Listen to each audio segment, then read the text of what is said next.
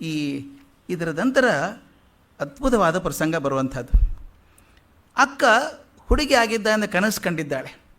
ಬಸವಣ್ಣನ ಬಗ್ಗೆ ಮಾತು ಕೇಳಿದ್ದಾಳೆ. ಶಿವಶರಣರ ಆಂದೋಲನದ ಬಗ್ಗೆ ಕೇಳಿದ್ದಾಳೆ.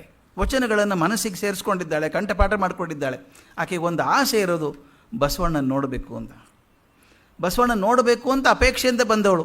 ಅಷ್ಟು ದೂರದಿಂದ ನಡೆದು ಕಲ್ಯಾಣಕ್ಕೆ ಬಂದಳು. ಈ ಕಲ್ಯಾಣ ಹತ್ತಿರ ಬರ್ತಾ ಇದೆ. ಆಕೆಗೆ ಬಸವಣ್ಣನ ನೋಡುವಂಥ ಆಸೆ, ಅಲ್ಲಮ ಪ್ರಭುನ ಕಣ್ಣಿನಿಂದ ನೋಡಲಿಕ್ಕೆ ಆದೀತೆ ಅಂತ ಒಂದು ಆಸೆ. ಅಂಥವ್ರಲ್ಲಿ ಚನ್ನಬಸವಣ್ಣ ಇದ್ದಾನೆ, ಸಿದ್ದರಾಮ ಇದ್ದಾನೆ, ಅವರೆಲ್ಲ ಅನುಭವ ಮಂಟಪದಲ್ಲಿ ಇರ್ತಾರೆ ಅಂತ ಕೇಳಿದ್ದಾಳೆ, ಕಥೆಗಳನ್ನು ಕೇಳಿದ್ದಾಳೆ. ಹೋಗಿ ನೋಡೋ ಅವಕಾಶ ಸಿಕ್ಕಿತೆ ಅಂತ ಅನಿಸಲ್ವೇ ನಮಗೆ? ಅಂಥ ವಚನದಲ್ಲಿ ಮೈಮರೆತು ಶಿವನನ್ನು ಮದುವೆ ಮಾಡ್ಕೊಂಡಿದ್ದೀನಿ ಅಂತ ಹೇಳಿ ಹೋಗುವಂಥವಳು ಅನುಭವ ಮಂಟಪಕ್ಕೆ ಹೋಗಬೇಕು ಅಂತ ಹೋಗ್ತಾಳೆ. ಅದು ಅಲ್ಲದೆ ಆ ಶರಣರ ಜೊತೆಗೆ ಸ್ವಲ್ಪ ದಿವಸ ಇದ್ದು ಏನಾದರೂ ಕಲಿಯೋ ಅವಕಾಶ ಸಿಕ್ಕಿತೆ ಅನ್ನೋದು ಭಾಗ್ಯ. ಆಕೆ ಕಲ್ಯಾಣಕ್ಕೆ ಸೇರೋ ಹಿಂದಿನ ದಿವಸ ಒಂದು ಘಟನೆ ಆಗುತ್ತೆ. ಕಲ್ಯಾಣ